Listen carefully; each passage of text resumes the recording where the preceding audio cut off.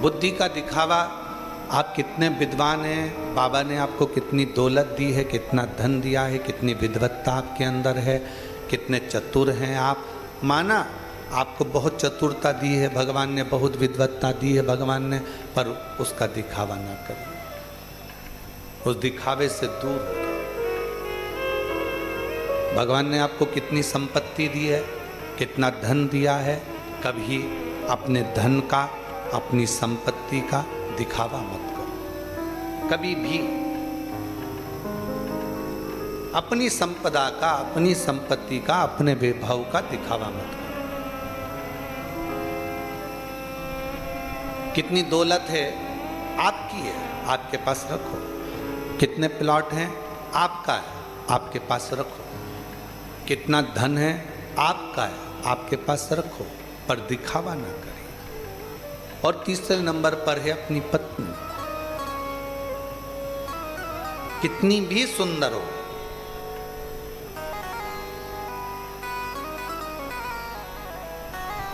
कितनी भी सुंदर हो, उसका दिखावा कभी कहीं ना करिए। विश्वास, श्रद्धा, बुद्धि, संपत्ति और पत्नी ये दिखावे के लिए नहीं है। कई माताएं कहती हैं गुरुजी भगवान तो हमको, जब हम भगवान का भजन करते हैं, जब शिव जी को एक लोटा जल समर्पित करते हैं, जब शंकर भगवान की अविरल भक्ति को धारण करते हैं, जब शिव नाम का स्मरण करते हैं, तो हमको ऐसा महसूस होता है जैसे शंकर भगवान हमारे सामने बैठे हुए हैं। ये विश्वास, श्रद्धा तुम्हारी दृढ़ी हुई है, ये विश्वास श्रद्धा तुम्हारी प्रबल हुई है। इसको बताना नहीं है। मंदिर में गए हो ना आप, आपके घर के पास में जो शंकर का मंदिर है वहां पर एक लोटा जल चढ़ाने गए हो, जल चढ़ाकर आ रहे थे, पीछे से ऐसा लगा तुम्हें कि कोई निकल कर गया है, कोई हमारे पीछे आ रहा है। कभी ऐसा लगता है कि शंकर जी बात कर रहे हैं, कभी ऐसा लगता है कि कोई आवाज़ दे रहा है।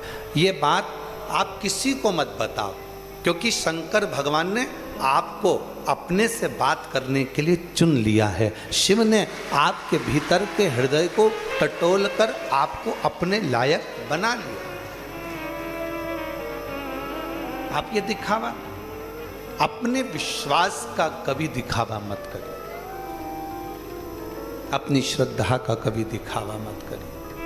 आपके भीतर कितनी श्रद्धा है, आप कितना मानते हो कुबेर भंडारी को, आप कितना भजते हो कुबेरेश्वर महादेव को, आप श्री शिवाय नमस्तुभ्यम के प्रति कितनी श्रद्धा रखते हो, आप शिव भक्तों के प्रति कितनी श्रद्धा रखते हो। दुनिया के आगे आपको डोंडी नहीं पीटना। आप किसी के सामने जाकर कहोगे कि हम तो कुबेरेश्वर धाम को बहुत मानते हैं, हम तो सीओर वाले महाराज को बहुत मानते हैं, हम तो कुबेर भंडारी को बहुत मानते हैं, हम तो श्री शिवाय नमस्तुभ्यम को बहुत मानते हैं, तो लोग आपके सामने बैठकर शंकर की निंदा करना प्रारंभ करेंगे। क्यों? क्योंकि वो आपको चिढ़ाना चाहते हैं, आपके मुख से शिव को, निंदा को आपके कानों में भेजना चाहते हैं। इसलिए श्रद्धा का भी दिखावा मत करो।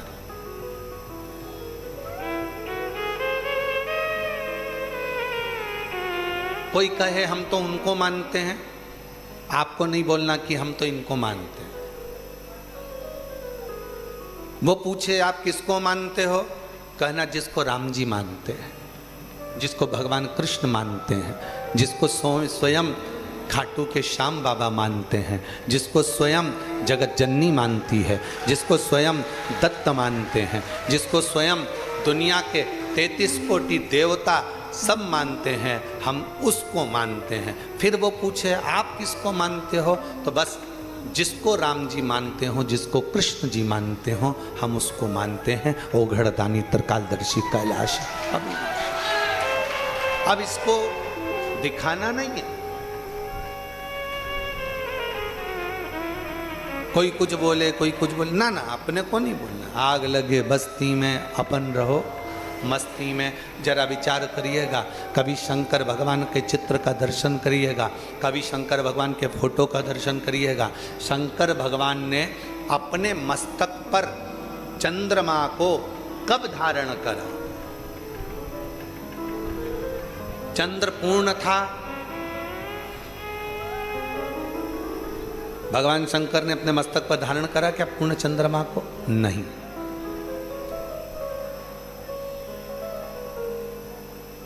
चंद्र आधा हो गया, क्या शंकर भगवान ने उस चंद्रमा को अपने मस्तक पर धारण करा? नहीं, नहीं करा। शंकर भगवान ने चंद्रमा को अपने मस्तक पर कब धारण करा? कभी अगर आप लोगों के जीवन में अगर कभी मौका लगे तो शुक्ल पक्ष की द्वितीया तिथि, शुक्ल पक्ष की दूज का जो चंद्रमा होता है वो इतना पतला होता है, इतना कमजोर होता है, इतना कमजोर होता है कि वो चंद्रमा ऐसा लगता है कि बच्चा भी उस चंद्रमा को तोड़ सकता है। पूर्ण चंद्रमा को मेरे शंकर भगवान ने धारण नहीं करा, आधे चंद्रमा को मेरे शंकर भगवान ने धारण नहीं करा। शंकर भगवान ने चंद्रमा धारण वो करा जो शुक्ल पक्ष की द्वितीया का था। शुक्ल पक्ष की द्वितीया का जो चंद्रमा होता है, द्विज का जो चंद्रमा होता है, एकदम पतला, एकदम कमजोर, एकदम शिथिल, एकदम समाप्त होने वाला ऐसा पतला सा चंद्रमा, ऐसा दुर्बल सा चंद्रमा, ऐसा कमजोर सा चंद्रमा शंकर भगवान ने अपने मस्तक पर धारण करा। क्यों? भगवान शंकर से पूछा, स्वयं ब्रह्मा जी ने पूछा कि तुमने चंद्र को धारण नहीं करा, चंद्र पूर्ण था तो धारण नहीं करा। शिव जी ने कहा जब वो पूर्ण था चंद्रमा, तब उस चंद्रमा के अंदर अहंकार था कि मैं सब कुछ कर सकता हूँ, जगत को प्रकाशित कर सकता हूँ। आधा था चंद्रमा, तब भी उसको लगा कि मैं सब कुछ कर सकता हूँ, जगत को प्रकाशित कर सकता हूँ। और जब चंद्रमा द्विज के दिन आया, शुक्ल पक्ष में की द्वितीया तिथि थी, उस दिन चंद्रमा को लगा कि अब मैं बहुत कमज़ोर हो गया हूँ, मेरे पास कुछ नहीं बचा, मैं बहुत शिथिल हो गया हूँ, मेरे में चमक भी नहीं बची। तब उस चंद्रमा ने शंकर भगवान को पुकारा, तब शिव जी ने उस शिथिल कमजोर चंद्रमा को अपने मस्तक पर धारण कर।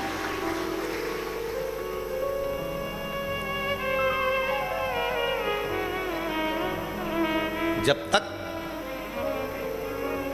आपके अंदर ये भाव है कि मैं सब कुछ कर सकता हूँ, मैं ये काम निपटा दूंगा, मैं ये काम कर दूंगा, मैं ये काम कर लूँगा, तब तक शंकर आपका साथ नहीं देते।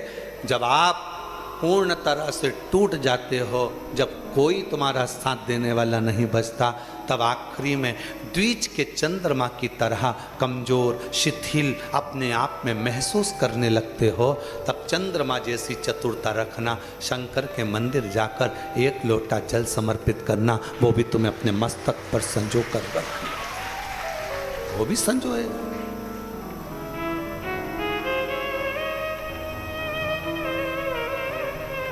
महाराज आप उसके होइए, और मैं सब का हो कर देख लिया, बस तेरा होना बाकी है। मैं सब का हो कर देख लिया, बस तेरा होना बाकी है। मैं अपना सब कुछ खो बैठा, बस आपा खोना बाकी है। मैं अपना सब कुछ खो बैठा, बस आपा खोना बाकी है। मैं सबका हो कर देख लिया, एक तेरा होना बाकी है। सबका होकर देख लिया, चंद्र द्विज का, मैं अपना सब कुछ खो बैठा, एक आपा खोना बाकी। मैंने अपना सर्वस्व खो दिया, मेरे पास कुछ नहीं बचा, मेरी चमक चली गई, सब कुछ चले गया। मैं दर दर फिर के देख लिया, कोई ना किसी का साथी है। मैं दर दर फिर कर देख लिया, कोई ना किसी का साथी है। मैं सबसे मिल के देख लिया। इस भजन की सबसे सुंदर लाइन है ये, मैं सबसे मिल के देख लिया, बस तुझसे से मिलना बाकी है। मैं सबसे मिल कर देख लिया, बस तुझसे मिलना बाकी है। सबसे मिला, सबसे संबंध जोड़े, सबके पास गया, सबसे अपना दुखड़ा जाकर रोया, सबसे अपने दिल की बात करी, सबसे विनय करी, सबसे निवेदन करा, कोई नहीं मिला। मैं सबसे मिल कर देख लिया, बस तुझसे मिलना बाकी है। केवल एक तू बचा है, तुझसे मिलना है, और तुझसे मिलने के लिए तेरी कसम, तुझसे मिलने के लिए तेरी कसम, एक मुलाकात जरूरी है। सबसे मिला, कोई ने धन लिया, कोई ने संपदा ली, कोई ने समय लिया, कोई ने व्यवहार लिया, कोई ने व्यापार लिया, सब ने मुझे निचोड़ लिया। अब किससे मिलूं? बस मिलने की तमन्ना केवल तुझसे है। जैसे शुक्ल पक्ष की द्वितीया का चंद्रमा अपना वैभव खो देता है, सर्वस्व खो देता है, उसके पास कुछ नहीं रहता, पूर्ण कमजोर हो जाता है, शिथिल हो जाता है, तब वो शिव को पुकारता है। और शंकर भगवान, कितना सुंदर प्रसंग है सोमनाथ जी की कथा का। श्राप लगा था चंद्रमा को, खुद के ससुर का, दक्ष प्रजापति का। चंद्रमा का शरीर गलने का श्राप था। चंद्रमा का शरीर इसलिए आज भी धीरे धीरे गलता है, फिर बढ़ता है। गलने का श्राप था, सब कुछ गल चुका, आखिरी में केवल थोड़ा सा विग्रह द्वितीया का चंद्रमा जितना ही थोड़ा बहुत बचा था, और उतने में उसने पुकार लिया, उतने में उसने पुकारा।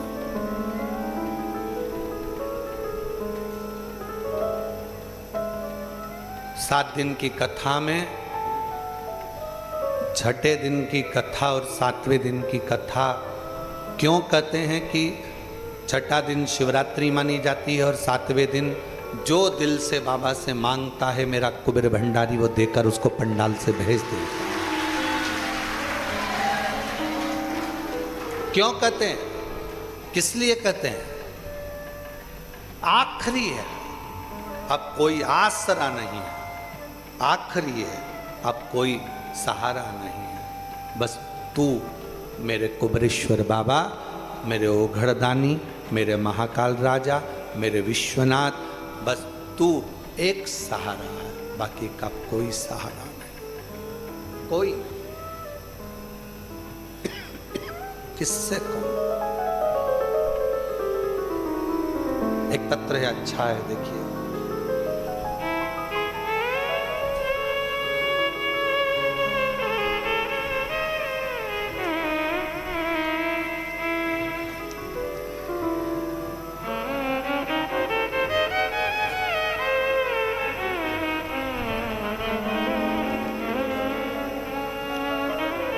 मेरा नाम बाला है और मेरे पति का नाम श्री चंद है। कहीं बैठे हों तो पीछे से आकर बेलपत्र ले सकते हैं। मेरा मोबाइल नंबर ये है। हम नारनौल हरियाणा से आए हैं। गुरुजी, मेरे बेटे के यहाँ शादी को 8 साल हो गए थे। कई जगह पर डॉक्टरों को दिखाया तो डॉक्टर ने कह दिया था कि तुम्हारी बहू कभी मां नहीं बन सकती, ये मां नहीं बनेगी। जगह जगह पर ऐसा कोई जगह नहीं थी जहां नहीं दिखाया गया। किसी के कहने पर मैं कुबेरेश्वर धाम आ गई और यहां पर आकर बाबा से प्रार्थना कर कर चली गई। किसी का बच्चा हुआ था, वो प्रसाद दे रहा था मुझे मिठाई का। कुबेरेश्वर बाबा के दरवाजे पर बैंड बज रहे थे, ढोल बज रहे थे। मैंने पूछा क्या हुआ, तो कहा किसी के यहाँ 16 साल के बाद औलाद हुई। मैंने भी बाबा से प्रार्थना कर दी, बाबा अब तो तेरे दरवाजे से मीठा छोड़ कर जा रही हूँ। अब तो मीठा तभी खाऊंगी जब डॉक्टर कह रहे हैं कि बच्चा नहीं होगा, अब तुझे देना है, तब मैं मीठा खाऊंगी।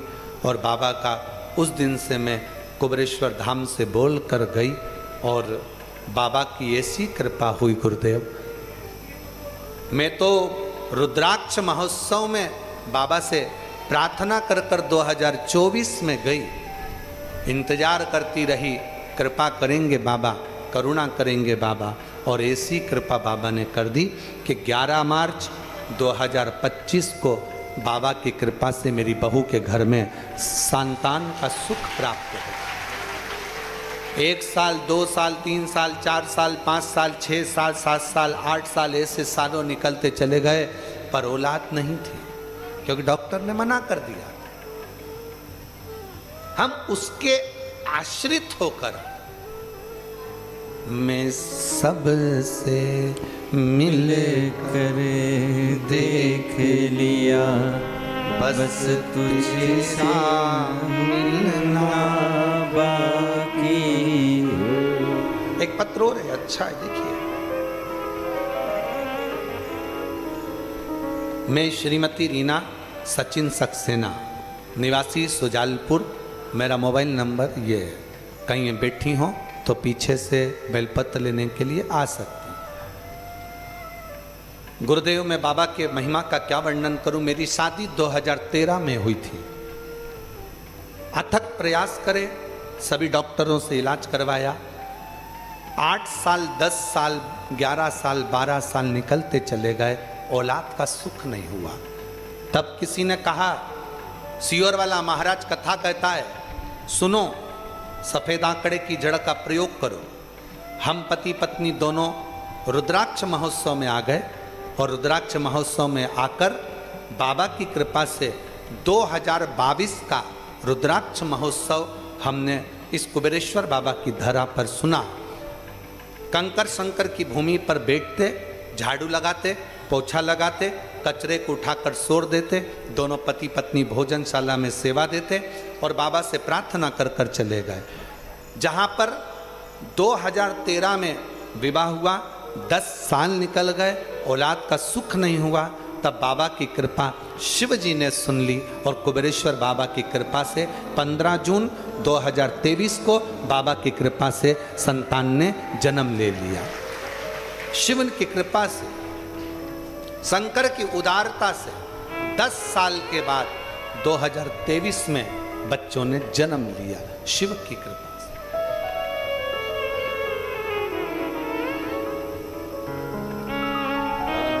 सबका करे देख लिया, बस तेरा होना बाकी है। मेरी कह रही हैं, डॉक्टर ने तो मना कर दिया था कि कभी औलाद नहीं होगी, पर बाबा की कृपा से। अच्छा,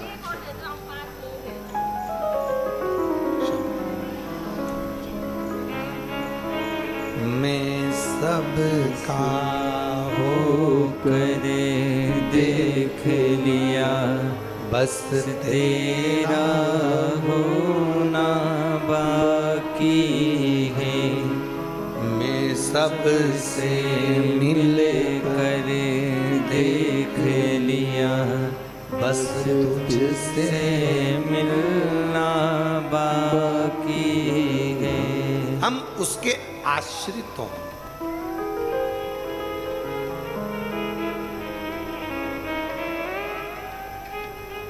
कुछ भी नहीं।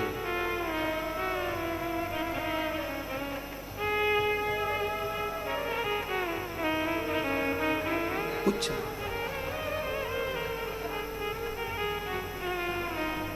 और फिर निवेदन है कुबेरेश्वर बाबा की धरा पर तब आना जब तुम्हारा विश्वास का दिखावा नहीं हो, श्रद्धा का दिखावा नहीं हो, संपदा का दिखावा नहीं हो, तुम्हारी बुद्धि का दिखावा नहीं हो।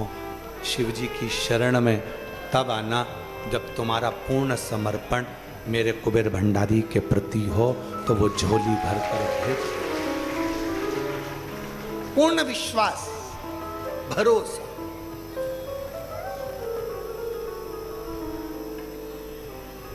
उसके होकर आओ, उसके आश्रित होकर आओ, आश्रित और मेरे भोले तेरा सहारा है, मेरे भोले तेरा सहारा है। मेरी नैया का तू किनारा है, मेरी नैया का तू किनारा है। मेरे बाबा तुझे पुकारा है, मेरे बाबा तुझे पुकारा है। मेरी नैया का तू किनारा है, मेरी नैया का तू किनारा है। बाबा के भरोसे रहो, उसकी श्रद्धा, उसका विश्वास, उसका भरोसा। दूज का चंद्रमा कमजोर हो गया, निर्बल हो गया, एकदम शिथिल हो गया, तब शिव ने उसको साथ लिया।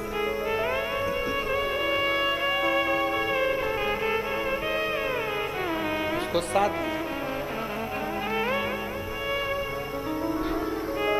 और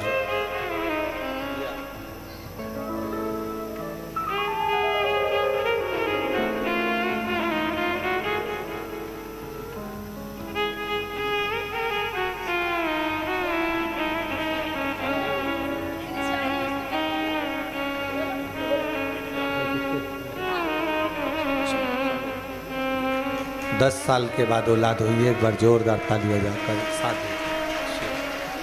एक शिव से कही, शंकर से बोली गई प्रार्थना, शंकर से करी गई प्रार्थना, शिव से करा गया निवेदन सुख प्रदान करता है, सुख प्रदान।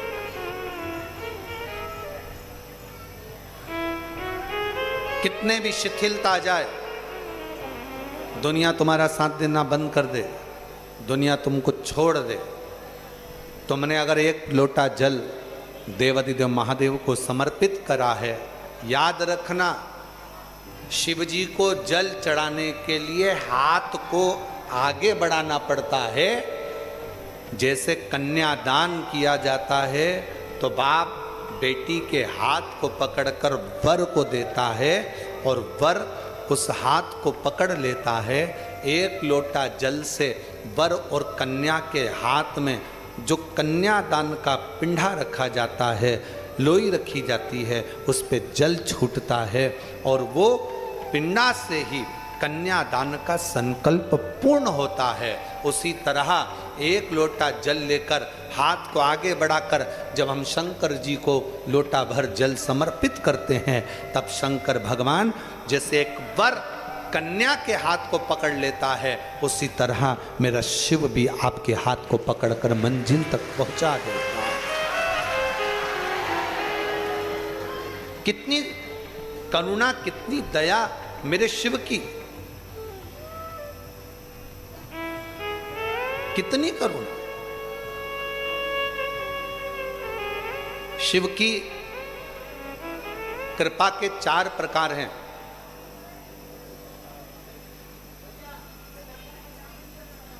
दो तली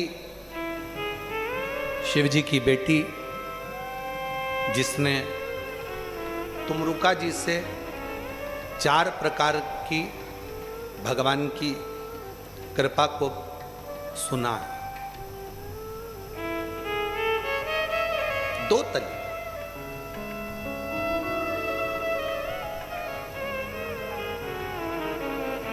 दो तली का एक काम बहुत अच्छा है।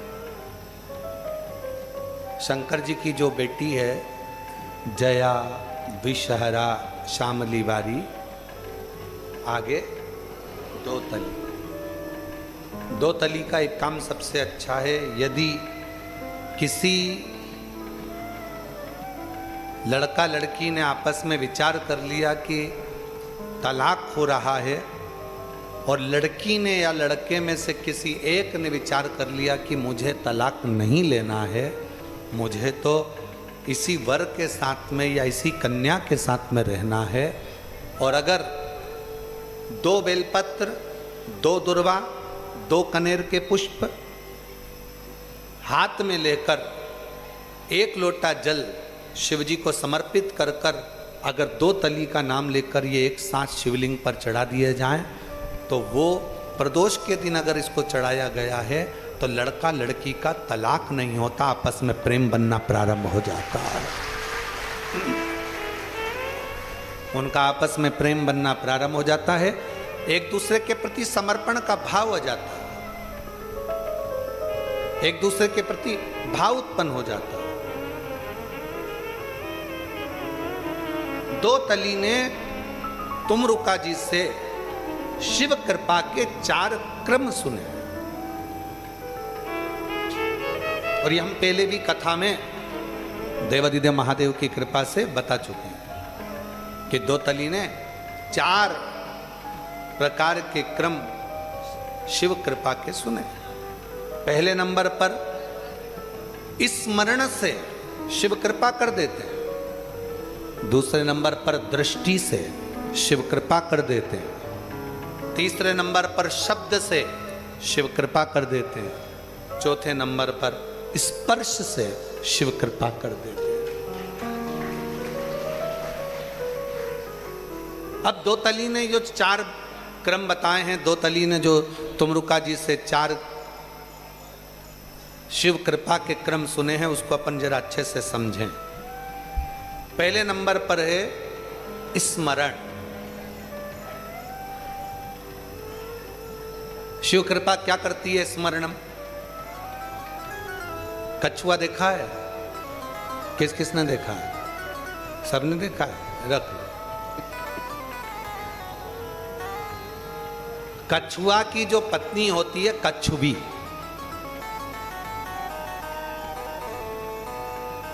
भाई अब अपन को कछुआ की पत्नी का नाम तो मालूम है नहीं तो अपन नाम बोल देते हैं। बकरा की बकरी,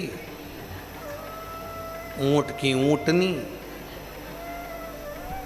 ऐसे ही बोलते हैं ना अपन।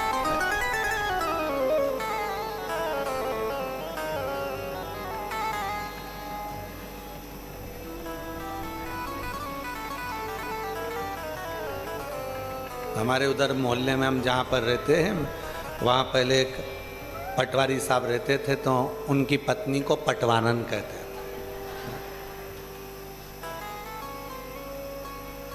और डॉक्टर की पत्नी डॉक्टर, ठीक है।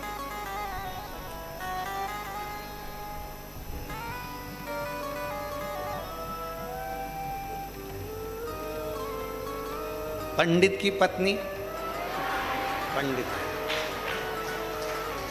ठीक है।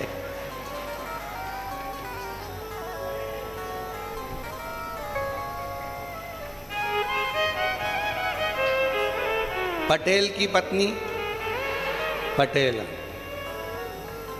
तुम सब तो बहुत समझदार हो रहे।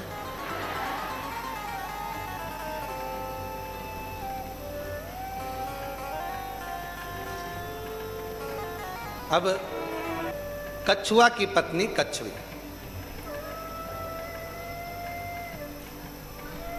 अपने अंडे को जन्म देती है पानी से बाहर रेत में, बालू में। एक बार अंडे को जन्म देने के बाद कछुई अपने बच्चे से अपने उस अंडे के पास कभी नहीं जाती, कभी भी नहीं जाती। तो पूछा, वो अंडा जिसमें कछुई का बच्चा है, वो अंडा पकेगा कैसे, उसका बच्चा कैसे बड़ा होगा? तो कहा, कछुई पानी में रहती है, रेत में रहती है, सब दूर घूमती है, पर अंडे के पास नहीं जाती। वो अपने बच्चे का, उस अंडे का स्मरण करती रहती है, बार बार अंडे को याद करती रहती है, बार बार अपने बच्चे को याद करती रहती है।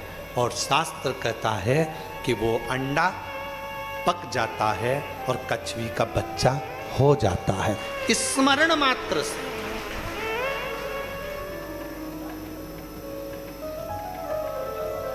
केवल स्मरण करा और कछुई का अंडे में से बच्चा बाहर निकल गया, कछुई का बच्चा हो गया।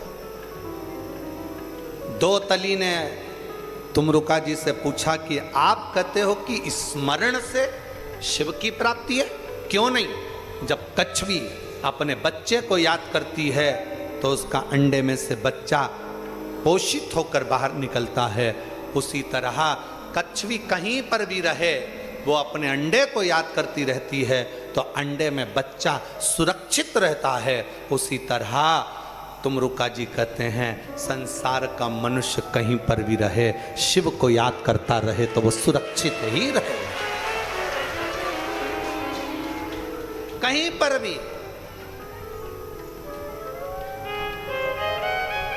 देश में रहो, विदेश में रहो, जहां तुम्हारी मर्जी हो, जहां रहो, जहां तुम्हारा मन पड़े, वाह।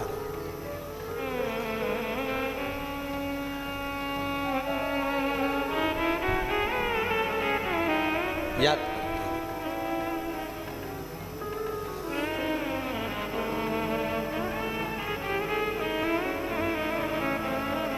स्मरण आपको और हमको पोषित करता है, स्मरण आप और हमको सुरक्षित करता है। दूसरे नंबर पर है दृष्टि।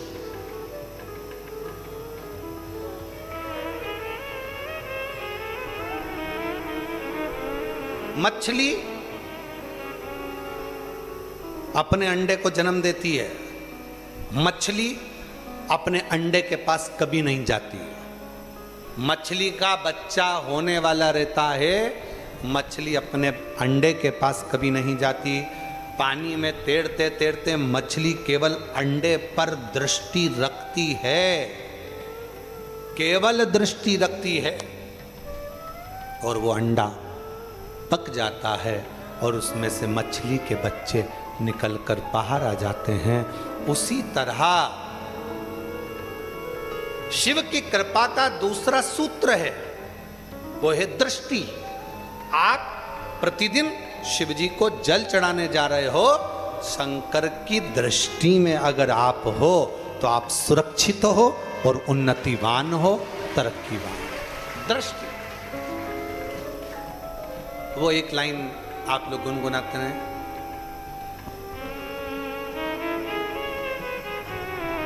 अपनी निगाह में रखना, ऐसा कुछ है ना।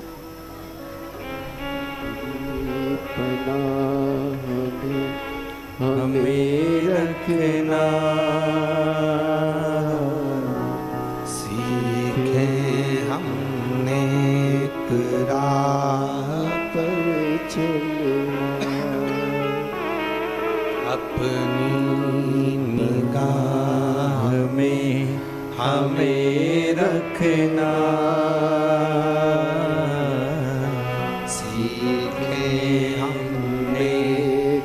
राह पर चलना।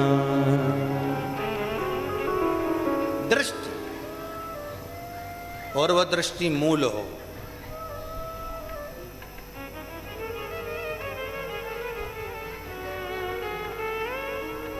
कैमरा लगा है, आप कैमरे की निगाह में हो। कैमरे में और दर्पण में एक बहुत बड़ा अंतर होता है। दर्पण में सामने अगर कोई आ गया, थोड़ी देर बाद हट गया, तो दर्पण में से वो समाप्त हो जाता। कैमरे के सामने अगर कोई आ गया तो वो हमेशा हमेशा के लिए उसमें फिट हो जाता। पर याद रखना, अपने दिल को, अपने मन को कैमरे जैसा मत बना, दर्पण जैसा बना। कोई ने कुछ बोल दिया, आया साफ। कोई ने कुछ कह दिया, आया साफ। कई लोग अपने मन को कैमरे जैसा बनाकर रखते हैं। जिस दिन से शादी कर कर घर में आती है, सास ने कुछ कह दिया या बहू ने कुछ कह दिया, उस दिन पहली बार का शब्द बहू अपने कानों में और मन में भर कर रख लेती है। पहले दिन का शब्द सास अपने कानों में और अपने मन में भर कर रख लेती है। वो कैमरे जैसा फिट कर लेती है, और जब जब झगड़ा होता है तब तब कैमरे की सारी प्रस्तुतियां सामने आ जाती है। सारी प्रस्तुति सम्मुख। हो सकता है हम गलत हों बोलने में,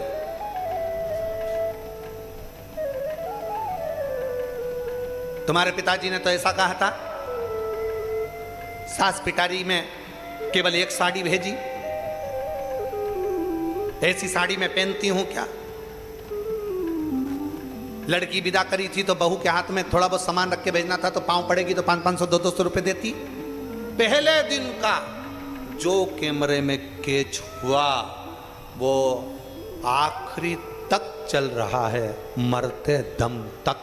सास मर भी जाएगी ना तो भी बहू कैमरे की बात याद रखेगी, हमारी अम्मा तो ऐसी थी।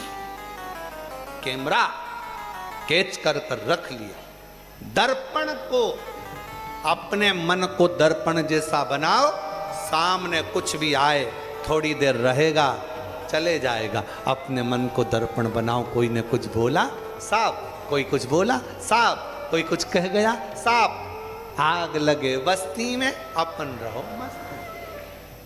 कितना बोलते हैं लोग, कितना कितना आड़ा टेढ़ा बोलते हैं, कितना कितना शब्द कह देते हैं, कितनी कितनी बातें कह देते हैं, पर अपने हृदय में मत। हमसे कई लोग कहते हैं, उसने हमारे साथ बुरा करा ना, ए गुरुजी उसने ऐसा किया है, अब हम उसको मजा चखाएंगे। हम कहते हैं काय को चखाओगे, मन को दर्पण रखो। उसने बुरा करा, हो सकता है उसकी संगति में, उसके पालन में, उसके संस्कारों में कोई कमी रह गई होगी, इसलिए उसने क्रोध कर लिया, इसलिए उसने अपशब्द कह दिया, इसलिए उसने ताने दे दिए। अगर उसकी माता ने परवरिश अच्छी करी होती, संस्कार अच्छा दिया होता, तो उसके मुख से ना कभी गाली निकलती, ना अपशब्द निकलता, ना आड़ा टेढ़ा संबोधन निकलता, ना किसी के लिए अपशब्द कहे जाते। समझो परवरिश में कोई कमी रह गई है, तो तुम क्यों उससे बदला लेने जा रहे हो? क्यों नहीं? मन को दर्पण बनाओ। थोड़ी देर के लिए दर्पण के सामने आया था, समाप्त हो, समाप्त। 33 कोटि देवताओं में कोई ऐसा देवता बता दो जिसको गाली दी गई हो। जम के बोलो कोई ऐसा देवता जिसको गालियां दी गई हो, अपशब्द कहा गया हो, भरी सभा में अपमान किया गया हो, कक्ष में से बाहर निकाल दिया गया हो, आड़ा टेढ़ा बोला गया हो, यहां तक बाहर तक निकाल दिया गया हो, जिसको सभा में ना बुलाया गया हो, जिसको रिश्तेदार गाली बक रहे हो, जिसको अपशब्द कह रहे हो। 33 कोटि देवता में केवल एक है, देवाधिदेव महादेव, जिनको भरी सभा में गाली दी जाती है। और कौन दे रहा है? खुद का सगा रिश्तेदार ससुर गाली दे रहा है। स्वयं अपमान करा जा रहा है। कौन कर रहा है शिव जी का अपमान? स्वयं देवऋषि नारद। कब करे?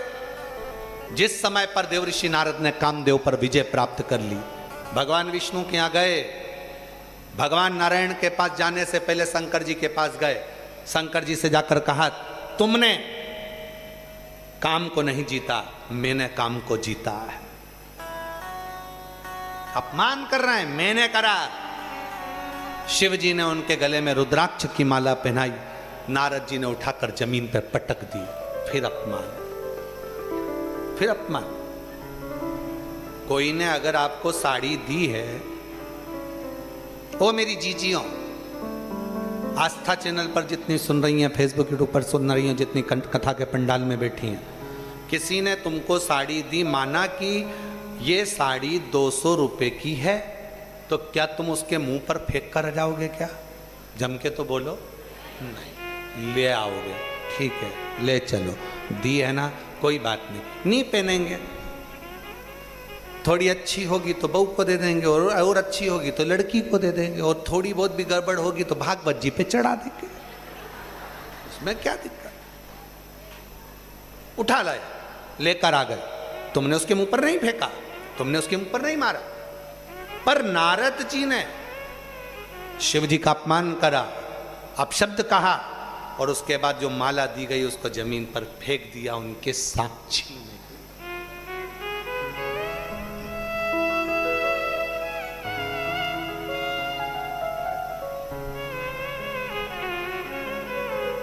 कितना शंकर भगवान को और शंकर भगवान के भक्त को बहुत कुछ सुनना पड़ता है, बहुत कुछ देखना पड़ता है, बहुत अपमान सहना पड़ता है। जगत गुरु शंकराचार्य जी महाराज जहां जहां से निकलते थे, वहां वहां के विद्वान जगत गुरु शंकराचार्य जी को रोक कर कहते थे कि तुम हमारे साथ शास्त्रार्थ करो।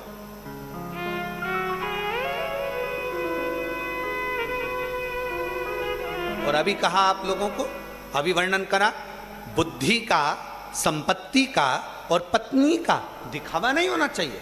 पर जगत गुरु शंकराचार्य जी महाराज, छोटी सी अवस्था, जगत गुरु शंकराचार्य जी जहां से निकलते थे वहां वहां के विद्वान जगत गुरु शंकराचार्य जी को रोकते थे, रुको, हमारे साथ बैठो। राजा के पास हाथ पकड़ कर लेकर जाते थे कि शास्त्रार्थ करो।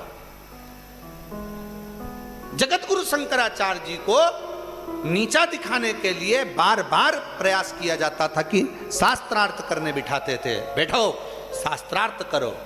शंकर का जो भक्त होता है, शंकर का जो स्वरूप होता है, शिव की कृपा का जो पात्र होता है, उसको बार बार अपमानित किया जाता है, अपशब्द कहे जाते हैं, ताने दिए जाते हैं, गाली दी जाती है, बार बार अपशब्दों से संबोधित किया जाता है। 33 कोटि देवता में केवल एक शिव जिनको ताने भी दिए, अपशब्द भी कहे, गाली भी दी, आड़ा टेढ़ा भी कहा, फिर भी पार्वती जी ने कहा शंकर जी से, तुम्हारे लिए जहर का कटोरा भेज दिया। शिव जी कहते हैं पी लूंगा, कोई दिक्कत वाला बात नहीं है।